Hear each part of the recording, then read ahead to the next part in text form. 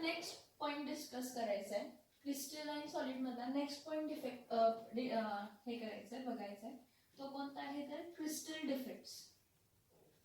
काय बघायचं next point आपल्याला क्रिस्टल डिफेक्ट. सॉलिड स्टेट हा आपला पहिला टॉपिक आहे. त्या पहिल्या टॉपिक मध्ये आपण खूप सारे पॉइंट्स आतापर्यंत बघितलेले आहेत. मग खूप सारे पॉइंट्स आतापर्यंत बघितलेले कोणकोणते आहेत तर सॉलिडचे properties, characteristics of solid state. सॉलिडचे कॅरेक्टरिस्टिक्स बघितले. त्यानंतर सॉलिडला आपण किती टाइप मध्ये क्लासिफाय करतो तर 2 टाइप मध्ये क्लासिफाय करतो. कोणते कोणते 2 टाइप होते? क्रिस्टलाइन सॉलिड आणि कोणता होता तर अमॉर्फस सॉलिड होता. फर्दर हा क्रिस्टलाइन सॉलिडला आपण फर्दर क्लासिफाय केले कशामध्ये तर 4 टाइप मध्ये क्लासिफाय केलेले. कोणते कोणते 4 टाइप होते? मॉलिक्युलर सॉलिड्स होते, आयोनिक सॉलिड्स होते, मेटॅलिक सॉलिड्स होते, कोव्हॅलेंट सॉलिड्स होते आणि आपण त्याचे काय बघितले? प्रॉपर्टीज बघितले. म्हणजे एखादा क्रिस्टलाइन सॉलिड जो आहे तो आपण 4 टाइप मध्ये क्लासिफाय करतो डिपेंडिंग अपॉन इंटरमॉलिक्युलर फोर्सेस. मग मॉलिक्युल्स मध्ये काय इंटरमॉलिक्युलर फोर्स कोणता असतो? वंडरवाल फोर्स असतो किंवा वीक डिस्पर्शन फोर्स असतो किंवा हायड्रोजन बॉन्डिंग होता. त्यानंतर कोव्हॅलेंट बॉन्डिंग मुळे शेअरिंग ऑफ इलेक्ट्रॉन्स मुळे होता. आयोनिक बॉन्ड्स मध्ये कोणता होता तर इलेक्ट्रोस्टॅटिक फोर्स ऑफ अट्रॅक्शन होता. मेटॅलिक सॉलिड्स मध्ये कोणता बॉन्ड होता तर मेटल बॉन्ड होता. ठीक आहे. मग ह्या सॉलिड्सची आपण अरेंजमेंट बघितली. म्हणजे कॉन्स्टिट्यूएंट पार्टिकल्स जेव्हा आपण अरेंज करतो, क्रिस्टलाइन सॉलिड म्हणजे असे सॉलिड्स असतात की जिथे रिपिटेशन होते अरेंजमेंटची. मग जेव्हा आपण अरेंजमेंट बघितली, फॉर एक्झाम्पल हा 2 डायमेन्शनल क्रिस्टलाइन सॉलिड जर तुम्ही बघितला तर ह्या 2 डायमेन्शनल क्रिस्टलाइन सॉलिड्सचे मी काय जॉईन केले? सेंटर्स जॉईन केले. क्रिस्टलाइन सॉलिड्सचे 2 डायमेन्शन सॉलिडचे मी काय जॉईन केले? सेंटर्स. तर ह्या सेंटर्सला जर मी जॉईन केलं तर मला एक रिपीटिंग स्ट्रक्चर मिळाला. मी क्लॉक ह्याला काय केलं? ह्याचे हॉरिझॉन्टल आणि व्हर्टिकल पॉइंट्स काय केले? हॉरिझॉन्टल आणि व्हर्टिकल पॉइंट्स सेंटर मधून पास केले. हॉरिझॉन्टल आणि व्हर्टिकल लाईन सेंटर मधून पास केल्यानंतर आपल्याला एक हे रिपीटिंग स्ट्रक्चर दिसला. हा स्क्वेअर बघा, असं सगळीकडे काय आहे? रिपीटिंग स्ट्रक्चर आहे. मग ह्या रिपीटिंग स्ट्रक्चर मधल्या स्मॉलेस्ट युनिटला, हा 2 डायमेन्शन आहे, आपण 3 डायमेन्शन मध्ये स्मॉलेस्ट युनिटला काय म्हणतो? 3 डायमेन्शनल रिपीटिंग स्मॉलेस्ट युनिट ह्याला आपण काय म्हणतो तर युनिट सेल. मग ते युनिट सेल कशावर डिपेंड होतो तर युनिट सेल टोटल अरेंजमेंट जेव्हा कॉन्स्टिट्यूएंट पार्टिकलची होते ती किती टाइप मध्ये होऊ शकते? 14 टाइप मध्ये. त्याचे 7 बेसिक टाइप्स आहेत. बेसिक टाइप्स कोणते कोणते आहेत तर 7. कोणते कोणते? Cubic, tetragonal, orthorhombic, hexagonal, monoclinic, triclinic आणि रोम्बोहेड्रल. तर हे कसं क्लासिफाय करतो तर पॅरामीटर्स, 6 पॅरामीटर्स कोणते? एज लेंथ ए, बी आणि सी आणि त्यातले अँगल्स अल्फा, बीटा आणि कोणते होते तर गॅमा. मग हे सगळं आपण इन डिटेल मध्ये बघितलंय. मग अरेंजमेंट बघितली. अरेंजमेंट बघितल्यानंतर क्यूबिक युनिट सेल बद्दल आपण डिस्कस केलं की क्यूबिक युनिट सेल मध्ये एखाद्या कॉन्स्टिट्यूएंट पार्टिकल मध्ये क्यूबिक युनिट सेल किती टाइप मध्ये होतात तर क्यूबिक युनिट सेलला आपण 3 टाइप मध्ये क्लासिफाय करू शकतो. Simple cubic unit cell, body centred cubic unit cell आणि face centred cubic unit cell. Simple cubic unit cell मध्ये 8 कॉन्स्टिट्यूएंट पार्टिकल्स 8 कॉर्नर्सला असतात. म्हणजे टोटल कॉन्स्टिट्यूएंट पार्टिकल त्या एका युनिट सेल मध्ये किती असेल? 1 असेल. बॉडी सेंटर्ड मध्ये किती असतात? 2. फेस सेंटर्ड मध्ये किती असतात? 4. ओके. त्यानंतर त्यांची पॅकिंग इफिशियन्सी बघितली. त्याचे एज लेंथचे रिलेशन्स बघितले. ए इज इक्वल्स टू किती आर येते? मग सिंपल क्यूबिकला वेगळं आलं, बॉडी सेंटर्डला वेगळं आलं, फेस सेंटर्डला वेगळं आलं. आणि लास्ट लेक्चर मध्ये आपण त्यावरती एक न्यूमरिकल बघितलंय. काय बघितलंय? एक न्यूमरिकल. पूर्ण त्यावरतीच एक न्यूमरिकल आपण बघितलेलं आहे. आता जे न्यूमरिकल्स आहेत ते मी आणि परत घेईन, रिपीट करेन थोडा. म्हणजे जेव्हा at the end of the topic मी थोडे न्यूमरिकल्स घेईन, थोडे म्हणजे जेवढे असतील तेवढे सगळे न्यूमरिकल्स घेईन. आता आपण काय करूया तर नवीन पॉइंट डिस्कस करूया. तो कोणता आहे तर क्रिस्टल डिफेक्ट. नवीन पॉइंट कोणता आहे? नेक्स्ट पॉइंट कोणता आहे तर क्रिस्टल डिफेक्ट. म्हणजे जेव्हा आपण क्रिस्टल डिफेक्ट हा शब्द म्हणतो तर डिफेक्ट हा आपल्या डोक्यात येतो. डिफेक्ट म्हणजे काहीतरी डिसअरेंजमेंट आहे, काहीतरी इरेग्युलॅरिटी आहे किंवा काहीतरी डिस्टर्बन्स आहे. डिफेक्ट म्हणजे काय? काहीतरी इरेग्युलॅरिटी आहे, काहीतरी डिफरन्स आहे किंवा काहीतरी अरेंजमेंट मध्ये काय झालेलं आहे तर डिस्टॉर्शन झालेलं आहे. त्याला आपण काय म्हणतो तर क्रिस्टल डिफेक्ट. त्याला आपण काय म्हणतो तर क्रिस्टल डिफेक्ट. तर जेव्हा कधी आपण क्रिस्टल डिफेक्ट हे डोक्यात घेतो तर एक लक्षात घ्या की जो पण आपल्या इकडे जेवढे पण नॅचरली ऑकरिंग आहेत किंवा जेवढे पण मॅन मेड क्रिस्टल्स आहेत जेवढे पण नॅचरली ऑकरिंग क्रिस्टल्स आहेत किंवा जेवढे पण मॅनमेड क्रिस्टल आहेत, तुम्हाला 100% क्रिस्टलाइन सॉलिड हा कधीच मिळू शकत नाही. 100% क्रिस्टलाइन सॉलिड कधीच मिळू शकत नाही. म्हणजे काय की जे कॉन्स्टिट्यूएंट पार्टिकल्स आहेत ते एकदम हॉरिझॉन्टली पण अरेंज्ड आहेत आणि वर्टिकली पण अरेंज्ड आहेत. काय म्हणते बघा, जे काही कॉन्स्टिट्यूएंट पार्टिकल्स आहेत ते कसे आहे अरेंज, तर हॉरिझॉन्टली पण अरेंज्ड आहेत आणि वर्टिकली पण अरेंज्ड आहेत. हे जे crystalline solid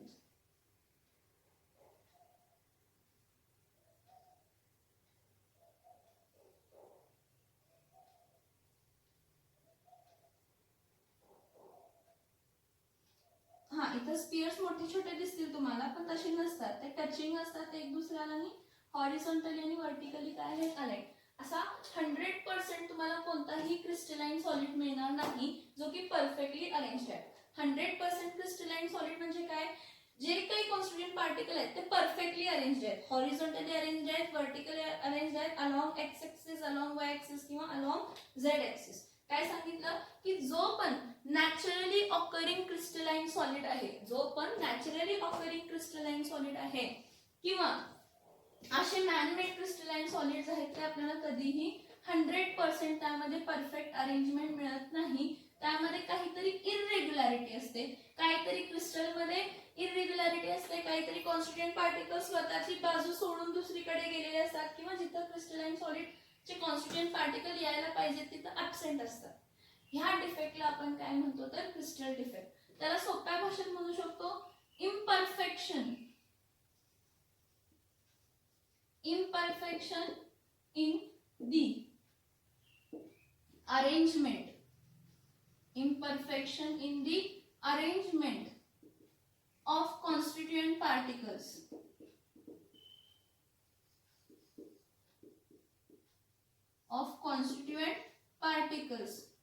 in crystalline solid is called what? Is called crystal defect. Okay? Imperfection in the arrangement of constituent particles. Imperfection म्हणजे ऍक्च्युअली जसे अरेंज व्हायला पाहिजे तसे ते थोडे कॉन्स्टिट्यूएंट पार्टिकल्स अरेंज झालेले नाहीत. त्यामुळे त्या पूर्ण क्रिस्टल स्ट्रक्चर मध्ये थोडे थोडे डिस्टर्बन्स क्रिएट झाले, डिस्टॉर्शन क्रिएट झाले, क्रिस्टल डिस्टॉर्शन्स क्रिएट झाले. त्याला आपण काय म्हणतो तर क्रिस्टल डिफेक्ट म्हणतो.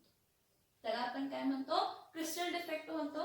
जे काही नॅचरली ऑकरिंग क्रिस्टल्स आहेत ते कधीही 100% क्रिस्टलाइन स्ट्रक्चर देत नाहीत. म्हणजे त्यामध्ये इम्परफेक्शन नसणार असं होणार नाही, त्यामध्ये काही ना काहीतरी इम्परफेक्शन असणारच आहे.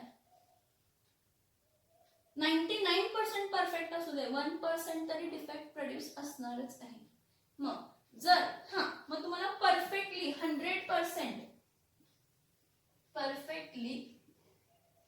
100%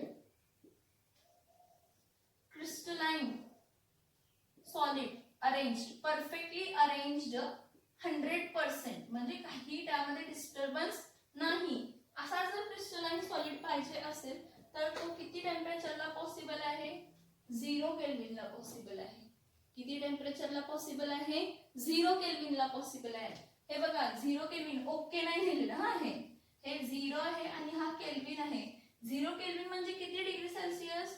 -273.15 डिग्री सेल्सिअस. -273.15 degree Celsius.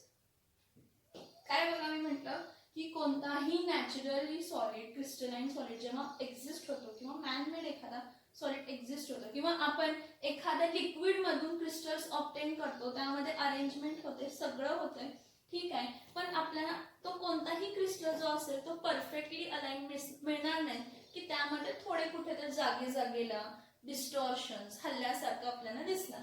मग त्या डिफेक्टला आपण कोणता डिफेक्ट म्हणतो तर क्रिस्टल डिफेक्ट. ठीक आहे.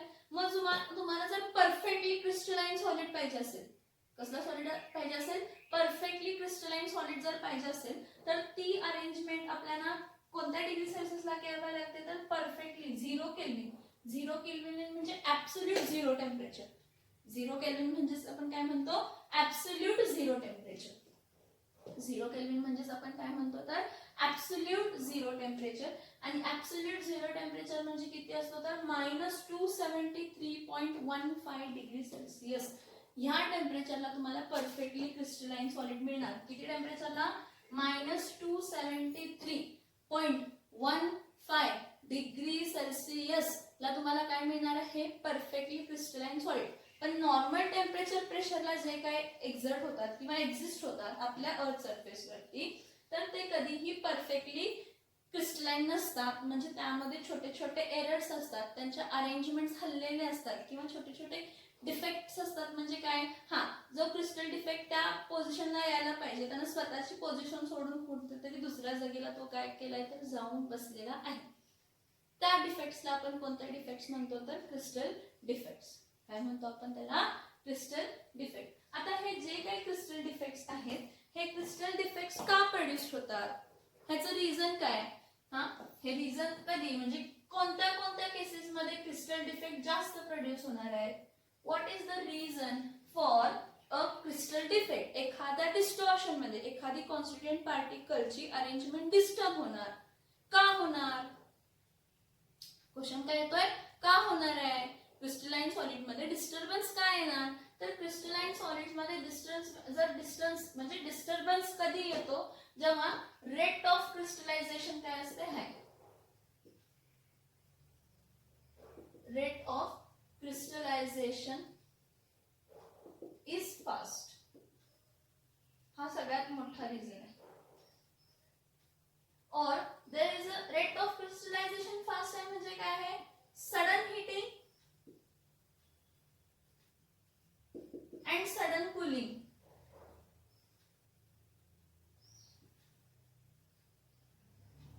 Process is faster. जी sudden heating and sudden cooling ची प्रोसेस जी आहे ती कशी आहे? फास्टर आहे. बघा मी काय सांगते तर बघा काय सांगते. रिझन एखादा क्रिस्टल डिफेक्ट प्रोड्यूस होण्याचा रिझन काय आहे तर रेट ऑफ क्रिस्टलायझेशन काय आहे? फास्ट. तुम्ही म्हणाल आता क्रिस्टलायझेशन कसं होतं? तर काय करायचं? एक सॉल्व्हेंट घ्यायचा, त्या सॉल्व्हेंट मध्ये सॉल्यूट ऍड करत जायचं. म्हणजे असंच होत असतं बघा.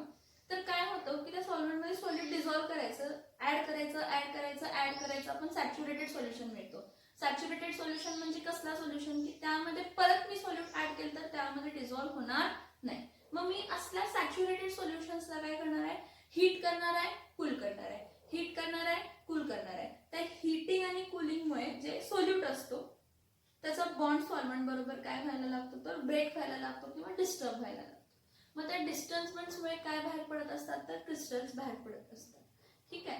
पण जर मला सांगा क्रिस्टल बाहेर पडतात आणि काहीतरी जागा जाऊन पकडतायत, अरेंजमेंट काहीतरी करतायत, पण हे जे आहे सडन हिटिंग आणि सडन कुलिंग जसं करायला पाहिजे म्हणजे पहिला heat, for heating you should give some time, मग परत कुलिंग केलं त्याला थोडा टाइम दिला, परत हिटिंग केलं परत कुलिंग दिलं, परत हिटिंग केलं परत कुलिंग केलं. हे जेव्हा आपण कंटिन्युअसली करतो तेव्हा क्रिस्टल्स ऑब्टेन करतो. पण हीच रेट आपण जर फास्ट केली, एकदमच हिट करतो एकदमच कूल करतो, एकदमच हिट करतो एकदमच कूल करतोय, तर एकदम हिटिंग आणि एकदम कुलिंगमुळे काय झालं की जो कॉन्स्टिट्युएंट पार्टिकल बॉन्ड ब्रेक करून एक जागा जाऊन बसणार आहे त्या जागेमध्ये तो जाऊन बसत नाही किंवा तो स्वतःची जागा सोडून दुसऱ्याकडे बसतो किंवा गडबडीत तो विसरतोच क्रिस्टल की मला इथं जाऊन अरेंज व्हायचं आहे. मग जेव्हा कधीही एखादा कॉन्स्टिट्युएंट पार्टिकल क्रिस्टलाइन सॉलिड मध्ये स्वतःची जागा सोडून दुसऱ्याकडे येऊन बसलाय किंवा स्वतः तिथं बसायलाच पाहिजे तिथं बसलेलाच नाहीये, कुठं तर गेलाय किंवा तिथं ऍक्च्युली क्रिस्टलाइन सॉलिड मध्ये एखादा कॉन्स्टिट्युएंट पार्टिकल येऊन बसायला पाहिजे होता, तो येऊन बसलेलाच नाही, ह्यामुळे काय फॉर्म होतात तर क्रिस्टल डिफेक्ट्स. म्हणजे जर रेट ऑफ क्रिस्टलायझेशन फास्टर असेल, रिझन काय आहे, जर रेट ऑफ क्रिस्टलायझेशन फास्टर असेल तर जास्त क्रिस्टल डिफेक्ट्स प्रोड्यूस होणार आहे. क्रिस्टल डिफेक्ट्स किती जास्त प्रोड्यूस होणार आहे. आणि जर रेट ऑफ क्रिस्टलायझेशन स्लो असेल तर ठीक आहे, होणार क्रिस्टल डिफेक्ट्स प्रोड्यूस होणार, पण जेवढे फास्टर रेटमुळे होणार होते, म्हणजे जर मी फास्टर रेट ठेवली असती त्यावेळी जे डिफेक्ट्स प्रोड्यूस होणार होते फॉर एक्झाम्पल मी रेट ऑफ क्रिस्टलायझेशन फास्टर ठेवलं त्यामुळे मला 100 डिफेक्ट्स मिळाले, पण ती जर मी रेट स्लो केली तर काय होणार आहे, रेट ऑफ क्रिस्टलायझेशन स्लो आरामात रेट ऑफ क्रिस्टलायझेशनचं केलं म्हणजे स्लो रेट केलं तर ते डिफेक्ट्स काय होतील, कमी होतील. So what is favourable to produce minimum crystal defect? It is favourable that the rate of crystallization should be slow. काय स्लो असायला पाहिजे? रेट ऑफ क्रिस्टलायझेशन काय असायला पाहिजे? स्लो असायला पाहिजे. हा बोर्डवर काय काय लिहिले ते लक्षात येते का बघा तुमच्या? हे बोर्डवर जे पॉइंट्स लिहिले ते लक्षात येतात का बघा? बघा, इम्परफेक्शन, सॉलिड मध्ये जेव्हा काय होतो, इम्परफेक्शन होतो, त्यामुळे काय होतात तर क्रिस्टल डिफेक्ट्स प्रोड्यूस होत असतात. आणि ते क्रिस्टल डिफेक्ट्स जर तुम्हाला मिनिमाइज करायचे असतील तर रेट ऑफ क्रिस्टलायझेशन काय करायला पाहिजे? स्लो करायला पाहिजे. जर रेट ऑफ क्रिस्टलायझेशन फास्ट असेल, काय फास्ट असेल? रेट ऑफ क्रिस्टलायझेशन जर फास्ट असतील तर तुम्हाला डिफेक्ट्स काय मिळणार आहेत तर जास्त मिळणार आहेत. डिफेक्ट्स काय मिळणार आहेत तर जास्त मिळणार आहे. ओके. आणि जर तुम्हाला परफेक्टली क्रिस्टलाइन सॉलिड पाहिजे असेल म्हणजे त्यामध्ये काहीच एरर नाही तर तो परफेक्टली क्रिस्टलाइन सॉलिड तुम्हाला कोणत्या डिग्री सेल्सिअसला मिळतो तर -273.15 डिग्री सेल्सिअसला. कोणत्या डिग्री सेल्सिअसला मिळतो? -273.15 डिग्री सेल्सिअसला. ओके.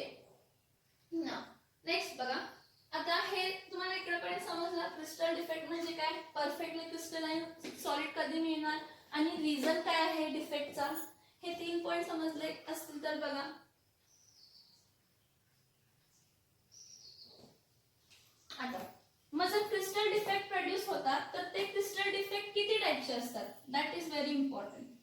किती असतात क्रिस्टल डिफेक्ट जे प्रोड्यूस झाले ते किती टाइपचे असतात?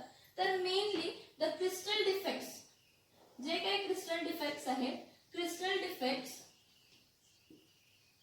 R classified, crystal defects are classified into 3 types. किती टाइप्स मध्ये क्लासिफाय केले? 3 types. Crystal defects are classified into 3 types. म्हणजे डिफेक्ट आपण बघायचे आहेत ते का तसे त्यांना म्हणतो. तर पहिला आहे लाइन डिफेक्ट. पहिला कोणता डिफेक्ट आहे? Line defect.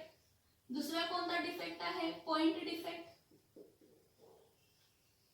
आणि तिसरा कोणता डिफेक्ट आहे तर प्लेन डिफेक्ट. प्लेन डिफेक्ट म्हणजे काय तर XY प्लेन असतं आपलं, XY प्लेन असतं का, त्या प्लेन मध्ये प्रोड्यूस झालेला डिफेक्टला. आता line defect 3 type of defects आहेत. डिफेक्ट्स किती टाइपचे आहेत? 3 टाइप ऑफ. कोणते कोणते? लाइन डिफेक्ट, पॉइंट डिफेक्ट आणि कोणता डिफेक्ट आहे तर प्लेन डिफेक्ट. मग आता आपण ह्या वर्षी डिस्कस करणार कोणता डिटेल मध्ये तर पॉइंट डिफेक्ट. कोणता डिस्कस करणार आहे आपण डिटेल मध्ये? Point defect. लाइन डिफेक्ट आणि प्लेन डिफेक्ट बद्दल आपण जास्त काही डिस्कस करणार नाही. तरी पण मी तुम्हाला फक्त लाइन डिफेक्ट कसे असतात हे सांगते. त्या नावावरून समजते का रे? लाइन डिफेक्ट त्याच्या नावावरूनच तुम्हाला समजेल. लाइन डिफेक्ट, लाइन डिफेक्ट म्हणजे काय असेल सांगा? लाइन डिफेक्ट म्हणजे काय असेल सांगा? हे बघा, हे कॉन्स्टिट्यूएंट पार्टिकल्स परफेक्टली अरेंज्ड आहेत.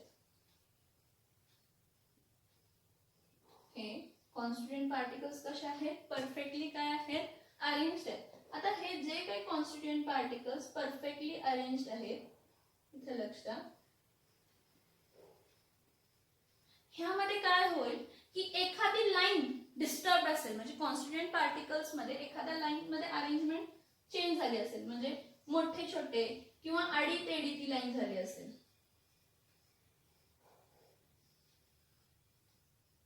अरेंजमेंट काय झाली असेल, त्या लाइन पूर्ण लाइन हल्ल्यासारखी दिसेल. तुम्हाला असं दिसेल की त्या पूर्ण लाइन मध्ये काहीतरी डिस्टर्बन्स आहे. ती पूर्ण लाइन हॉरिझॉन्टली पण काय नाहीये, हॉरिझॉन्टली पण अरेंज नाहीये आणि व्हर्टिकली पण काय नाहीये, अरेंज नाहीये, असं तुम्हाला दिसेल. आता ही अरेंजमेंट बघा, या अरेंजमेंट मध्ये तुम्हाला दिसतंय का बघा? हा, ह्या अरेंजमेंट मध्ये तुम्हाला असं कुठेतरी डिस्टर्बन्स दिसतंय का? ही बघा, ही जी लाइन आहे ही जरा डिस्टर्ब झाल्यासारखी दिसते का बघा? हो, ह्या लाइन मध्ये अरेंजमेंट काय झालेली आहे? डिस्टर्ब झालेली आहे. मग जेव्हा कधीही एखादा क्रिस्टलाइन सॉलिड असतो, त्या क्रिस्टलाइन सॉलिड मधली जी लाइन असते म्हणजे जे काही सॉलिड आहे त्या सॉलिड मध्ये, क्रिस्टलाइन सॉलिड मध्ये आपल्याला असं दिसते की एखादी लाइन हललेली आहे, पूर्ण लाइन हललेली आहे, एखादी पूर्ण लाइन काहीतरी डिस्टर्ब झालेली आहे. त्या डिफेक्टला आपण काय म्हणतो तर लाइन डिफेक्ट म्हणतो. त्या डिफेक्टला आपण कोणता डिफेक्ट म्हणतो तर लाईन डिफेक्ट. बघा लक्षात येते का बघा की जेव्हा कधीही एखाद्या लाईन मध्ये डिस्टर्बन्स क्रिएट होतो त्या लाईन मध्ये डिस्टर्बन्स क्रिएट झालेला आपण काय म्हणतो तर त्याला लाईन डिफेक्ट म्हणतो. काय म्हणतो आपण त्याला लाईन डिफेक्ट. नेक्स्ट बघा पॉइंट डिफेक्ट आहे. नेक्स्ट काय आहे तर पॉइंट डिफेक्ट आहे. आता जो पॉइंट डिफेक्ट असतो तो काय असतो बघा इथे लक्ष द्या सगळ्यांनी. नेक्स्ट जो आहे तो पॉइंट डिफेक्ट आहे. पॉइंट डिफेक्ट म्हणजे काय बघा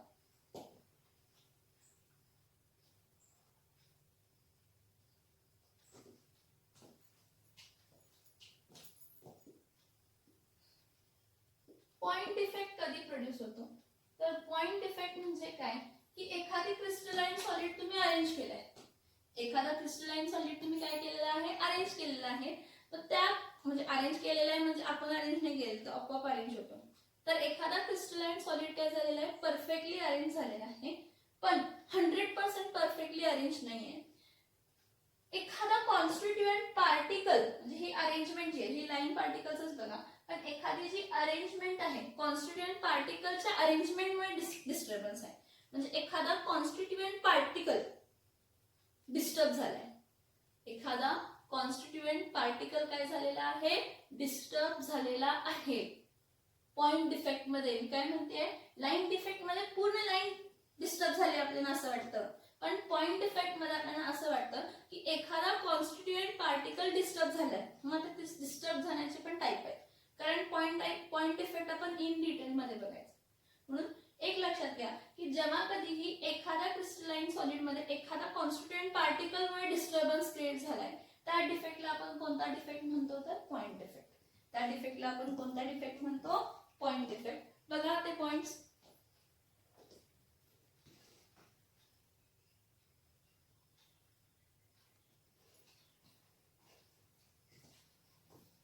आता इथं बघा की जो पॉइंट डिफेक्ट आहे त्या पॉइंट डिफेक्टला क्लासिफाय केलं. ऍक्च्युली आपण इन डिटेल डिस्कस करणार आहे पॉइंट डिफेक्ट. तर पॉइंट डिफेक्टला किती टाइप मध्ये क्लासिफाय केलाय तर 3 टाइप्स मध्ये क्लासिफाय केलं. पॉइंट डिफेक्टला किती टाइप्स मध्ये क्लासिफाय केलाय तर 3 टाइप्स मध्ये क्लासिफाय केलाय. एक आहे स्टोइशियोमेट्रिक पॉइंट डिफेक्ट. 3 टाइप्स कोणते कोणते आहेत बघा. स्टोइशियोमेट्रिक पॉइंट डिफेक्ट. दुसरा आहे impurity point defect.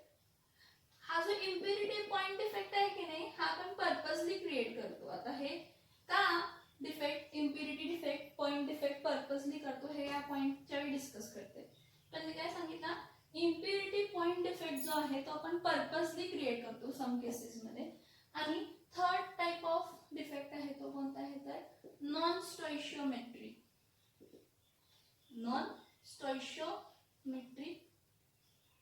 Point defect.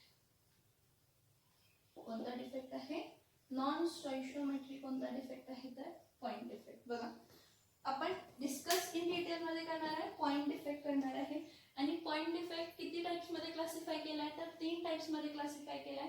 कोणता कोणता आहे स्टोइशियोमेट्रिक point defect impurity point defect आणि नॉन स्टोइशियोमेट्रिक पॉइंट डिफेक्ट. बघा स्टोइशियोमेट्रिक point defect impurity point defect आणि नॉन स्टोइशियोमेट्रिक कोणता डिफेक्ट आहे तर पॉइंट डिफेक्ट आहे. तर हे जे 3 क्लासिफिकेशन्स आहेत ते आपण इन डिटेल मध्ये बघायचे आहेत. स्टोइशियोमेट्रिक पॉइंट डिफेक्ट म्हणजे काय पहिला बघूया. पहिला काय बघूया स्टोइशियोमेट्रिक पॉइंट डिफेक्ट म्हणजे काय. तर सगळ्यात पहिला आपण स्टोइशियोमेट्रिक पॉइंट डिफेक्ट बघूया.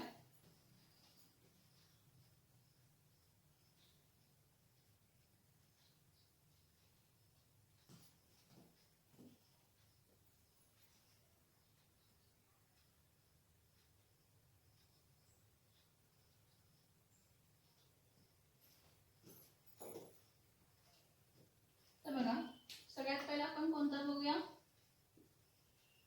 स्टोइशियोमेट्रिक पॉइंट डिफेक्ट. स्टोइशियोमेट्रिक म्हणजे काय रे. स्टोइशियोमेट्रिक काय एखादा कंपाऊंड असतो AB किंवा एखादा कंपाऊंड असतो AB3 किंवा एखादा कंपाऊंड असतो A2B. ह्याची स्टॉइशियोमेट्री बॅलन्स्ड आहे म्हणजे काय, जेवढे एखादा ए ॲटम आहे तेवढेच बी ॲटम असतील, किंवा एका ए ॲटमला किती बी ॲटम लागतायत 3, किंवा एका बी ॲटमला जॉईन होण्यासाठी किती ॲटम लागतायत 2.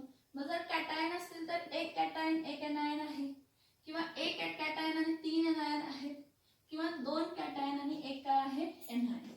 ह्यामध्ये जे काही स्टॉइशियोमेट्रिक पॉइंट डिफेक्ट असतात त्या स्टॉइशियोमेट्रिक पॉइंट डिफेक्ट मध्ये एखाद्या कंपाऊंड मधले जे ॲटम्स आहेत, किंवा जे कॅटायन्स आहेत, किंवा जे एनायन्स आहेत. मी काय सांगते बघा की स्टॉइशियोमेट्रिक पॉइंट डिफेक्ट मध्ये काय होतं की एखाद्या कंपाऊंड मध्ये ॲटम्स असतील, एक किंवा एकापेक्षा जास्त व्हरायटीज असतील, किंवा कॅटायन्स असतील, किंवा काय असतील एनायन्स असतील. तर स्टॉइशियोमेट्रिक पॉइंट डिफेक्ट मध्ये एखाद्या कंपाऊंडच्या ॲटम्सचा किंवा कॅटायन्सचा किंवा एनायन्सचा जो रेशिओ असतो, number of atoms, number of cations, number of एनायन्सचा रेशिओ काय राहतो, सेम फिक्स्ड राहतो. तो रेशिओ चेंज होत नाही, म्हणजे त्यांची स्टॉइशियोमेट्री काय राहते, फिक्स्ड राहते. मग डिफेक्ट झालाय तरी पण त्याची स्टॉइशियोमेट्री मध्ये डिस्टर्बन्स क्रिएट झालेला नाही, म्हणजे नंबर ऑफ ॲटम्स किंवा नंबर ऑफ कॅटायन्स किंवा नंबर ऑफ एनायन्सच्या रेशिओ मध्ये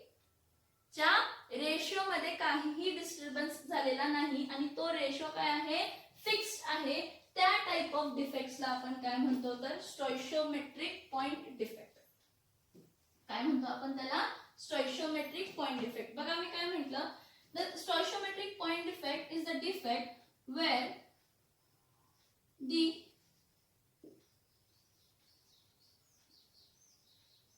compound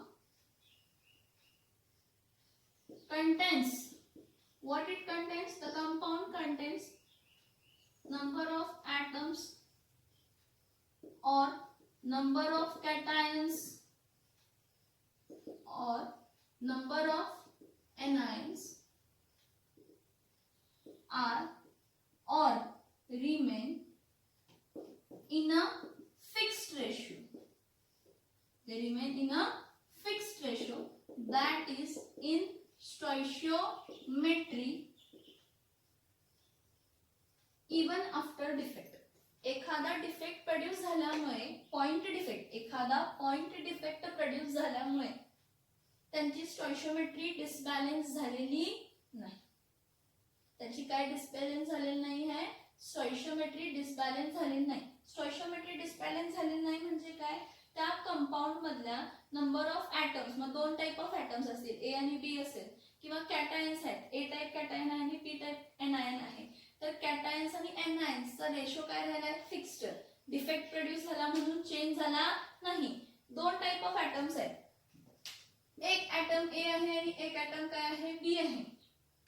पॉइंट डिफेक्ट जरी झाला त्यामुळे ह्यांचा जो रेशिओ होता, ह्यांचा जो काय होता रेशिओ आहे, फॉर एक्झाम्पल ह्यांचा रेशिओ AB2 आहे, म्हणजे 1:2 आहे. एक ए आणि 2 बी, 1:2 रेशिओ आहे. हा 1:2 रेशिओ डिस्टर्ब झाला नाही. ह्याला आपण काय म्हणतो तर स्टॉइशियोमेट्रिक पॉइंट डिफेक्ट. कोणता पॉइंट डिफेक्ट म्हणतो आपण, stoichiometric point defect. So the compound whose number of atoms or number of cations or number of anions are or remain in a fixed ratio, that is in stoichiometry even after a defect, is called as a stoichiometric point defect. So defect जरी झाला असेल तर त्यांची स्टॉइशियोमेट्री काय राहिलेली आहे, fixed राहिलेली आहे. Number of cations, number of anions किंवा ॲटम्स किंवा काय राहिलेले आहेत, ॲटम्स, हे काय आहेत, फिक्स्ड रेशिओ मध्ये आहेत. हे कसे आहेत तर फिक्स्ड रेशिओ मध्ये आहेत. तर त्याला आपण कोणता डिफेक्ट म्हणतो तर स्टॉइशियोमेट्रिक पॉइंट डिफेक्ट. कोणता डिफेक्ट म्हणतो आपण त्याला, स्टॉइशियोमेट्रिक पॉइंट डिफेक्ट.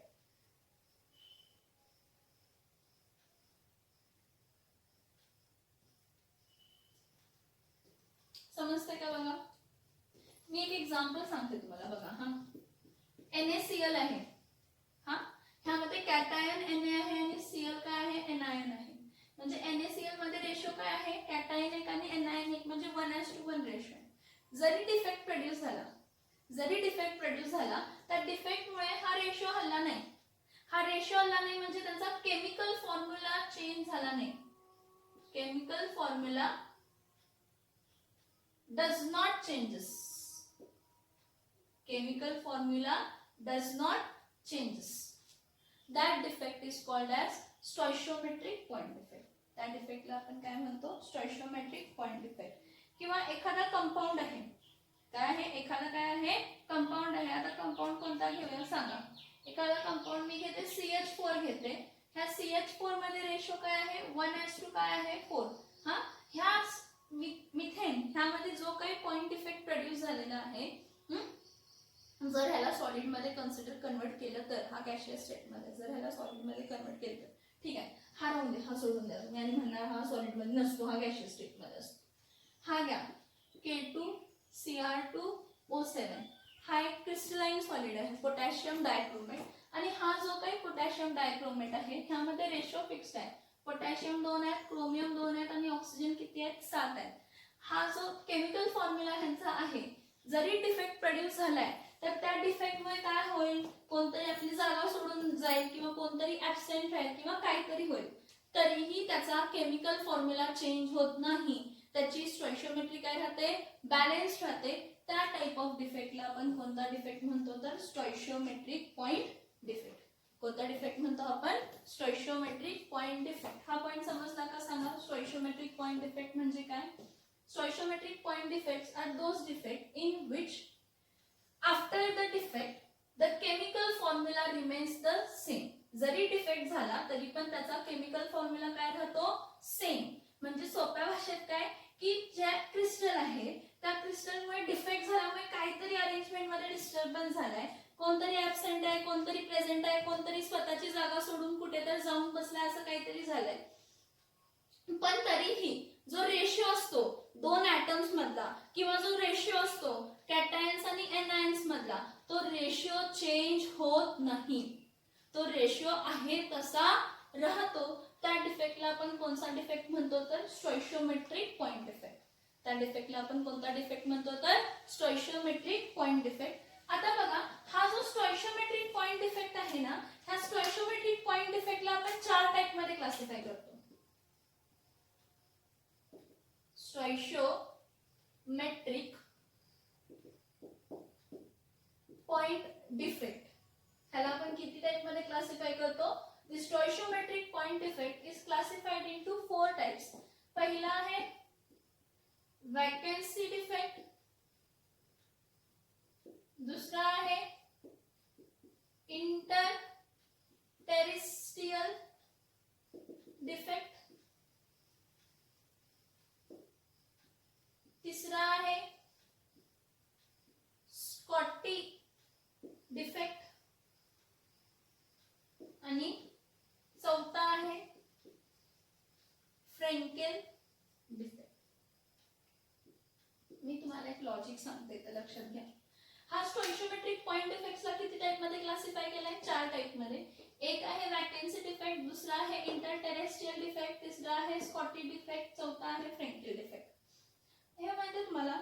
ऍक्च्युअली हा वैकेंसी डिफेक्ट म्हणजेच काय असतो? Scottie defect. स्कॉटी डिफेक्ट हा नाव आहे, म्हणजे वैकेंसी टाइपच असतो, पण याचं नाव स्कॉटी डिफेक्ट का म्हटले? तर हा कोणत्या सॉलिड्स मध्ये होतो? आयोनिक सॉलिड्स मध्ये. म्हणजे एखादा वैकेंसी डिफेक्ट जर आयोनिक सॉलिड्स मध्ये होत असेल तर त्याचं नाव काय दिलेलं आहे? स्कॉटी डिफेक्ट म्हणून दिलंय. आता इंटरटेरेस्ट्रियल डिफेक्ट काय आहे?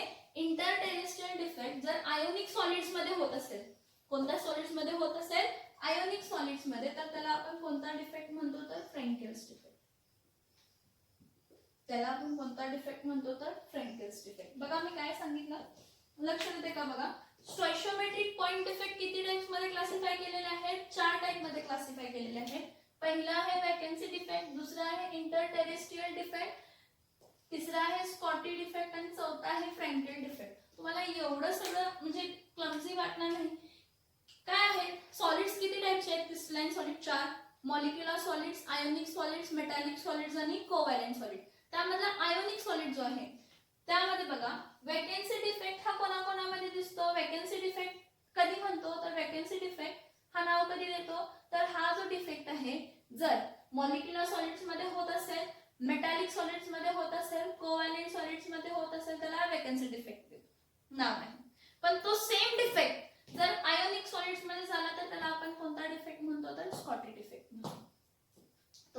कोणामध्ये झाला, आयोनिक सॉलिड्स मध्ये झाला तर स्पॉटेड इफेक्ट म्हणतो. Next interstitial defect. Interstitial defect same molecular solids मध्ये झाला इंटरटेरेस्ट्रियल म्हणणार, ठीक आहे. त्यानंतर कोव्हॅलेंट सॉलिड्स मध्ये झाला इंटरटेरेस्ट्रियल म्हणणार, कोव्हॅलेंट सॉलिड्स मध्ये झाला इंटरटेरेस्ट्रियल म्हणणार. पण जर सेम डिफेक्ट हा आयोनिक सॉलिड्स मध्ये झाला तर त्याचं स्पेशल नाव आपण काय देतो तर फ्रेंकेल्स डिफेक्ट. काय म्हणतो आपण त्याला, फ्रेंकेल्स डिफेक्ट. आता ह्यामध्ये जरा अरेंजमेंट बघा आणि ह्याचे कॉन्स्टिट्यूएंट पार्टिकल्सचे मी काय काय पॉइंट सांगते जरा बघा. इथं एक मिनिट.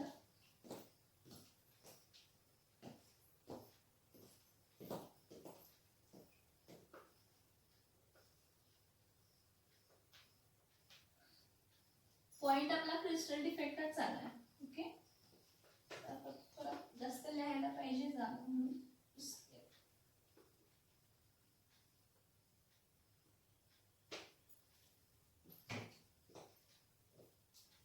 सगळ्यात पहिला स्टोइशियोमेट्रिक पॉइंट डिफेक्ट मधला पहिला पॉइंट डिस्कस करूया. कोणता आहे तर वेकेन्सी डिफेक्ट.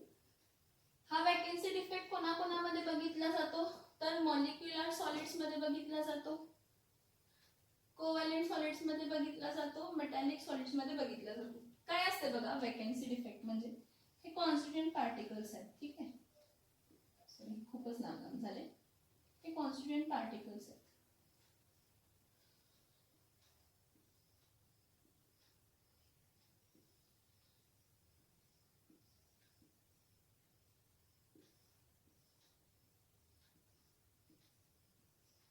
आता हे जे काही कॉन्स्टिट्यूएंट पार्टिकल्स आहेत, ह्या कॉन्स्टिट्यूएंट पार्टिकल मध्ये काय होतं की रेट ऑफ क्रिस्टलायझेशन फास्ट असल्यामुळे एखाद्या जागेमध्ये जिथं कॉन्स्टिट्यूएंट पार्टिकल यायला पाहिजे तिथं येतच नाही. म्हणजे ही कॉन्स्टिट्यूएंट पार्टिकल इथं जी यायला पाहिजे होती, जो अरेंजमेंट इथं जो व्हायला पाहिजे होता तो काय झालाय ऍब्सेंट. म्हणजे when the constituent particle is absent on the crystal lattice. काय म्हणा क्रिस्टल लॅटाइस म्हणा ना. जर हे दोन असे कट केले, हॉरिझॉन्टल आणि व्हर्टिकल लाईन कट केली तर ह्याला लॅटाइस पॉइंट म्हणतो. मग जर त्या लॅटाइस पॉइंटला जो कॉन्स्टिट्यूएंट पार्टिकल यायला पाहिजे होता तो लॅटाइस पॉइंट मध्ये तो कॉन्स्टिट्यूएंट पार्टिकल आलेला नाही, त्या डिफेक्टला आपण कोणता डिफेक्ट म्हणतो तर वेकेन्सी डिफेक्ट म्हणतो. कोणता डिफेक्ट म्हणतो आपण त्याला, वेकेन्सी डिफेक्ट. वेकेन्सी डिफेक्ट म्हणजे काय म्हटलं, vacancy defect is that defect at the lattice point. At the lattice point, the constituent particle is absent. Constituent particle आहे absent म्हणजे तिथं यायला पाहिजे होता पण तिथं आलेला नाहीये. म्हणजे जिथं तो यायला पाहिजे तिथं नाही आलेला, पुढे अरेंजमेंट आहे. मग आणि पुढे जर क्रिस्टलाइन सॉलिड मध्ये तुम्हाला असं दिसेल की हा जिथं यायला पाहिजे तो कॉन्स्टिट्यूएंट पार्टिकल तिथं तो कॉन्स्टिट्यूएंट पार्टिकल आलेला नाहीये, तिथं एम्प्टी जागा क्रिएट झाले म्हणजे वॅकेंट जागा क्रिएट झालेल्या आहे. त्या डिफेक्टला आपण कोणता डिफेक्ट म्हणतो तर वेकेन्सी डिफेक्ट. त्या डिफेक्टला आपण कोणता डिफेक्ट म्हणतो तर वेकेन्सी डिफेक्ट. आणि वेकेन्सी डिफेक्ट मला सांगा की एखादा क्रिस्टलाइन सॉलिड आहे तर त्यामध्ये जेव्हा ही एम्प्टी स्पेस क्रिएट होते म्हणजे त्यातला कॉन्स्टिट्यूएंट पार्टिकल ऍब्सेंट आहे. मग कॉन्स्टिट्यूएंट पार्टिकल ऍब्सेंट आहे म्हणजे त्याचा मास काय झाला, कमी झाला. कॉन्स्टिट्यूएंट पार्टिकल ऍब्सेंट आहे म्हणजे मास काय झाला, कमी झाला. मग जर मास कमी होत असेल तर डेन्सिटी इज इक्वल्स टू काय असते, मास अपॉन काय असते, व्हॉल्यूम. व्हॉल्यूम तर सेम राहत आहे पण कॉन्स्टिट्यूएंट पार्टिकल ऍब्सेंट राहिल्यामुळे, कॉन्स्टिट्यूएंट पार्टिकल ऍब्सेंट राहिल्यामुळे काय झाला, मास काय झाला, कमी झाला. मग जर न्यूमरेटर कमी होत असेल तर डेन्सिटी काय होणार आहे, कमी. सो एवढं लक्षात ठेवा की in vacancy defect the constituent particle is absent. The constituent particle is absent. Constituent particle काय असतो, absent. And the constituent particle absent झाल्यामुळे, since the constituent particle is absent, the mass of crystalline solid decreases. Mass काय होतो, decrease. Mass of crystalline solid decreases, but volume change होणार आहे का, नाही. But volume remains unchanged. Volume काय राहतो, unchanged राहतो. म्हणजे काय झाला, मास कमी झाला पण व्हॉल्यूम चेंज झाला नाही. तर आपण काय म्हणणार आहे की एखादा वेकेन्सी डिफेक्ट आपण काय म्हणतो, in vacancy defect the constituent particle is absent. थोड्या पोझिशनला ऍब्सेंट आहे त्यामुळे त्या मास क्रिस्टलाइन सॉलिडचा मास काय होतो कमी होतो पण व्हॉल्यूम काय राहतो सेम राहतो. That's why the density of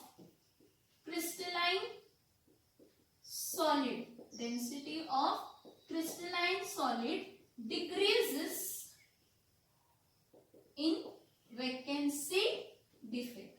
एखाद्या वेकेन्सी डिफेक्ट जर क्रिस्टलाइन सॉलिड मध्ये क्रिएट होत असेल तर नॉर्मली क्रिस्टलाइन सॉलिड आला असता जर सगळ्या जागेला कॉन्स्टिट्यूएंट पार्टिकल आले असते तर त्यांची डेन्सिटी आहे तशी राहिली असती. पण कॉन्स्टिट्यूएंट पार्टिकल ऍब्सेंट झाल्यामुळे मास कमी झाला पण व्हॉल्यूम सेम राहिली. मास कमी झाला व्हॉल्यूम सेम राहिली त्यामुळे काय झाली डेन्सिटी काय होणार आहे कमी होणार आहे. हा पॉइंट समजतोय का बघा. हा डायग्राम समजतोय का बघा तुम्हाला. हा डायग्राम समजतोय का बघा.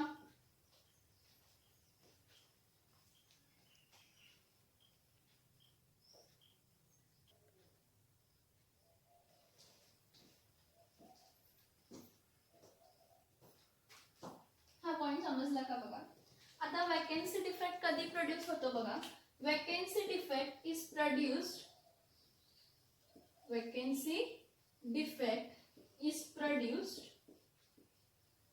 due to heating.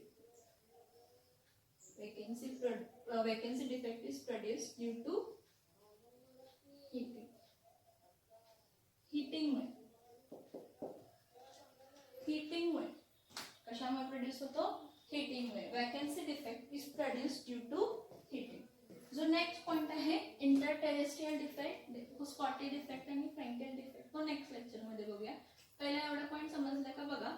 In vacancy defect the constituent particle is absent त्यामुळे मास ऑफ क्रिस्टलाइन सॉलिड काय होतो डिक्रीज होतो. Mass of crystalline solid decrease झाल्यामुळे डेन्सिटी काय होते डिक्रीज. नॉर्मल जी डेन्सिटी असेल त्या डेन्सिटी पेक्षा ही डेन्सिटी काय होणार आहे तर डिक्रीज होणार आहे.